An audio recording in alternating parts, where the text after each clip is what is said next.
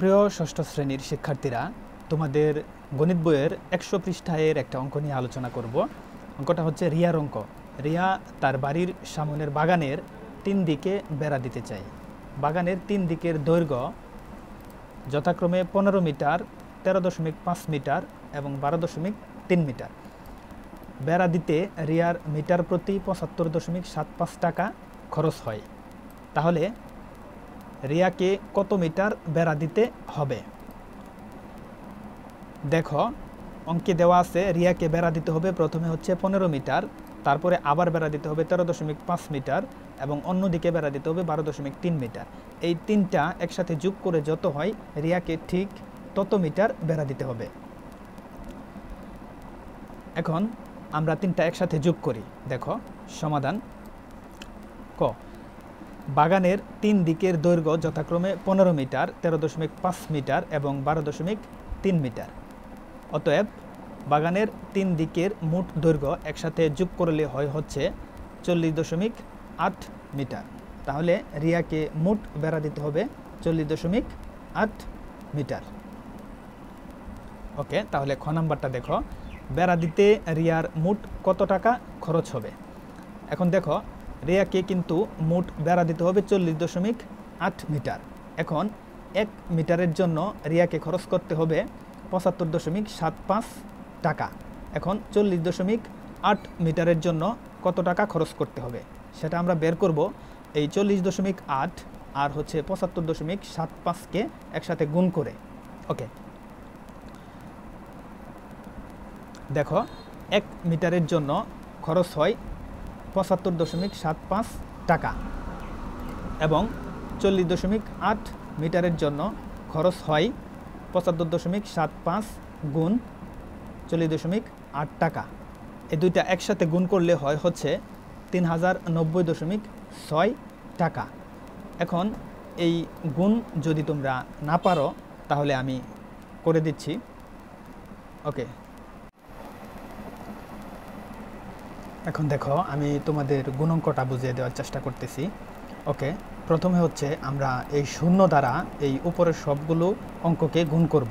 শূন্য দ্বারা প্রথমে 5কে গুণ করব, তারপর 7কে, তারপর 5কে, তারপর 7কে।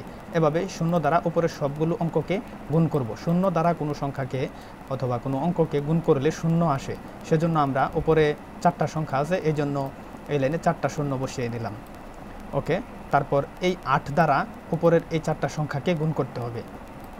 এখন 8 দ্বারা গুণ করার আগে যেহেতু আমরা অলরেডি এখানে এক লাইন করে ফেলেছি, সেজন্য একটা শূন্য আমরা অতিরিক্ত বসিয়ে নিলাম। তারপর এখান থেকে শুরু। এই 8 দ্বারা এই 4টা সংখ্যাকে গুণ করলে আমরা প্রথমে গুণ করার চেষ্টা করি। 8 দ্বারা প্রথমে 5কে, 8 দ্বারা প্রথমে 5কে গুণ করব।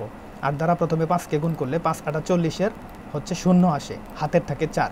তারপর 7 8 56, 56 আর হাতের 4 হচ্ছে 60, 60-এর শূন্য, 60-এর শূন্য হাতের আছে 6। দেখো, তারপর 8 আর 5 আবার গুণ করব। 5 8 40-এর 40 আর হাতের হচ্ছে 6, 6 40, 46-এর 6, তারপর হাতের হচ্ছে 4। তারপর এই 8 এবং এই 7 গুণ করব। 7 8 56 আর হাতের হচ্ছে 4, কত হচ্ছে 60, এই জন্য এখানে 60 বসালাম।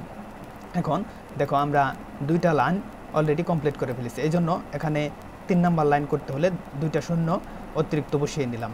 এখন এই শূন্য দ্বারা আবার এই 4টা সংখ্যাকে গুণ করলে আবার 4টা শূন্য হবে, এই জন্য এক লাইনে 4টা শূন্য বসিয়ে নিলাম উপরের 4 সংখ্যা বরাবর। এখন তারপর এই 4 দ্বারা আমরা এই উপরের 4টা সংখ্যাকে গুণ করব। গুণ করার আগে যেহেতু আমাদের এই লাইনের উপরে 3টা লাইন লিখে ফেলেছি, তাহলে 3টা শূন্য আমরা অতিরিক্ত বসিয়ে নিলাম। এখন এখান থেকে আমরা 4 দ্বারা 5কে গুণ করব। 4 5 20, 20-এর শূন্য, তারপর হচ্ছে 4 7 28, 28 আর হচ্ছে হাতের 2, 30, 30-এর শূন্য, হাতের থাকে হচ্ছে 3। তারপর 4 5 20, 20 আর হাতের 3 হচ্ছে 23, 23-এর 3, হাতের থাকে হচ্ছে 2। তারপর 4 7 28, 28 আর হচ্ছে হাতের 2, তাহলে হচ্ছে 30 বসিয়ে নিলাম। এখন এই অঙ্কগুলোকে আমরা যোগ করব। এই অঙ্কগুলোকে আমরা যোগ করব। যোগ করলে যোগফলে হবে নির্ণয় গুণফল। এখন এই শূন্যগুলোর পরিবর্তে আমরা শূন্যগুলো যোগ করে শূন্য বসালাম, এই শূন্যগুলো যোগ করে শূন্য বসালাম, এই শূন্যগুলোর সাথে শূন্য বসালাম। এখন এখানে এই লাইনে শুধু আছে হচ্ছে 6, সেজন্য 6 বসালাম। এখন এই লাইনে 0 0, তারপর এখানে হচ্ছে 6 এবং 3, হচ্ছে 9, এখানে হচ্ছে 0, এখানে হচ্ছে 3। তাহলে এখন দশমিক বসানোর পালা। আমরা আমাদের এখান থেকে আমরা গুনবো কয় গড়, 1 গড়, 2 গড়, 3 গড়, 4 গড়, অর্থাৎ 2 লাইন মিলিয়ে আমাদের 2 লাইন মিলিয়ে 4 গড় পরে ডান দিক থেকে আমরা 4 গড় গুনে দশমিক বসিয়ে দিব।